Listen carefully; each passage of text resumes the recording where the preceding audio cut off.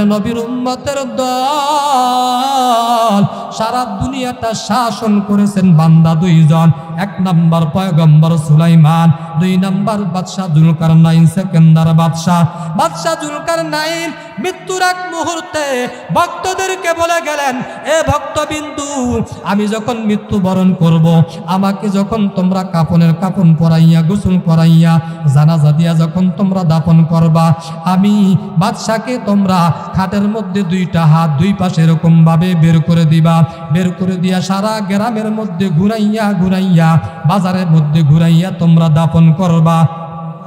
বাদশাহ জুলকারনাইন তিনি যখন মৃত্যুবরণ করলেন, ভক্তবিন্দুরা তার কাপন পরাইয়া গোসল করাইয়া সুন্দরভাবে জানাজা দিয়া যখন দাফন করবেন, তাকে বাজারের মধ্যে এরকম দুইটা হাত বের করে দিলেন।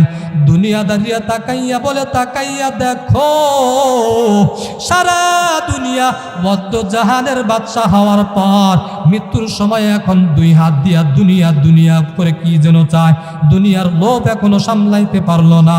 ইমানদাররা বলে, এর বেঈমান, না না, ইমানের চশমাটা লাগাও, কালো চশমা লাগাইলে বান্দা সাদাবাদী, তোমরা কালো দেখতে পারবা। সাদা লাইট যদি বান্দা কালো চশমা লাগাও, কালো দেখতে পারবা। ইমানের চোখ দিয়া দেখ, এত সারা দুনিয়া বদ্ধ জাহানের বাদশাহ হওয়ার পর সেকেন্দার বাদশাহ সারা দুনিয়ার মানুষদেরকে শেষ বিদায়ের সবক দিয়া যায়। আমি বদ্ধ জাহানের বাদশাহ হওয়ার পর এখনো আমি এত দুনিয়া আমার ক্ষমতা পাওয়ার পর আমি বাদশাহ খালি হাতে কবরে রওনা করলাম। এ জীবনে না করিলাম বন্দেগী, এ জীবনে না করিলাম বন্দেগী, গুনাহ করে কাটাইলাম জিন্দেগি, গুনাহ করে কাটাইলাম জিন্দেগি, তওবা করে কত তওবা ভাঙ্গিলাম, তওবা করে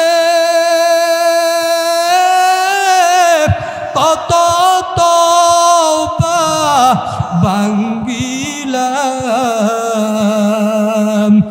অবশেষে খাঁটি তওবা করিলাম, অবশেষে খাঁটি তওবা করিলাম।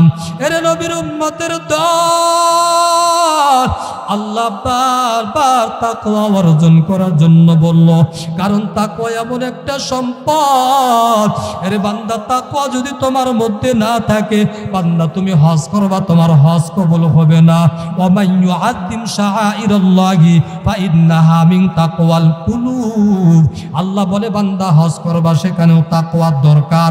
এরে বান্দা, তুমি কালিয়াতি সদরের মধ্যে 5 তালা মসজিদ বানাইবা, সেখানেও তোমার তাকওয়ার প্রয়োজন আছে। লা মাসজিদুন উসসিসা আলাত তাকওয়া, তাকওয়া যদি না থাকে, বান্দা তুমি 5 তালা মসজিদ বানাইলে গরিবের উপকার হইলেও তোমার বিন্দু পরিমাণ কোনো সওয়াব হবে না। জোরে বলেন ঠিক কি না? তাকওয়ার গুণ অবশ্যই অর্জন করতে হবে, কারণ দুনিয়াটা থাকার জায়গা না, দুনিয়াটা ক্ষণস্থায়ী, দুনিয়াটা চিরস্থায়ী না, থাকার জায়গা না।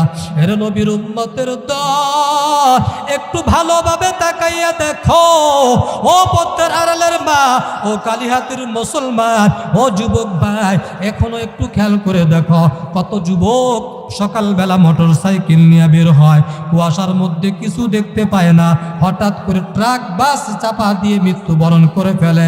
এর যুবক একটু কি ভয় লাগে না রে যুবক? 16 ডিসেম্বর পাইয়া তুমি কনসার্ট করলা, কত মুরব্বীকে ঘুমাইতে দিলা না, কত ছোট ছোট মাসুম বাচ্চা নবজাতক শিশু তারা চিৎকার দিয়ে উঠে তোমার ড্যান্সের কারণে, গানের আওয়াজের কারণে। এর নবীর উম্মতের দল, দুনিয়াটা থাকার জায়গা না রে বান্দা। যাররা পরিমাণ যদি গুনাহ নিয়ে কবরে যাও, দুই পাশের মাটি এমন জোরে চাপ মারবে আর হাড্ডিগুলো ভেঙে চুরমার হয়ে যাবে। এর যুবক কালিহাতির মুসলমান, ও পদ্মার আড়ালের মা, ও বৃদ্ধ বাবা, সামান্য জ্বর ঠান্ডা সহ্য করতে পারো না, গরমের সময় ফ্যান চলে তারপরও গরম সহ্য করতে পারো না, অথচ বান্দা যুবক ওই কবরস্থান এমন একটা জায়গা, দিনের বেলাও যাইতে ভয় লাগে। বাঁশবাগান, কত মানুষ কবর দেখে বড় ভয় পায়, কত কবরস্থানে গিয়া দেখলাম সাপ বিচ্ছু বের হয়ে আসে। ও পদ্মার আড়ালের মা, গভীর রাত্রে অন্ধকারের মধ্যে কারেন্ট চলে গেলে ভয়, কত মানুষ চিৎকার করে ওঠে কবরে আযাবের ভয়ের কারণে। হঠাৎ স্বপ্ন দেখে ভয় ভয়, কবরে আযাব কত কঠিন গভীরে যুবক ও পদ্মার আড়ালের মা।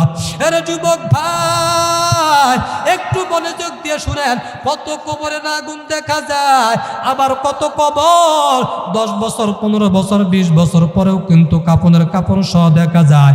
যত কবরে আগুন দেখা যায় বেনামাজির কবর, যত কবরের লাশ 10 বছর 20 বছর পরে কাপনের কাপড় সহ পারা যায়, দেখা যায় ওই সমস্ত নেককার বান্দাদের। এর যুবক তুমি কেমনে বলো তোমার নামাজ না পড়লে ঈমান ঠিক আছে?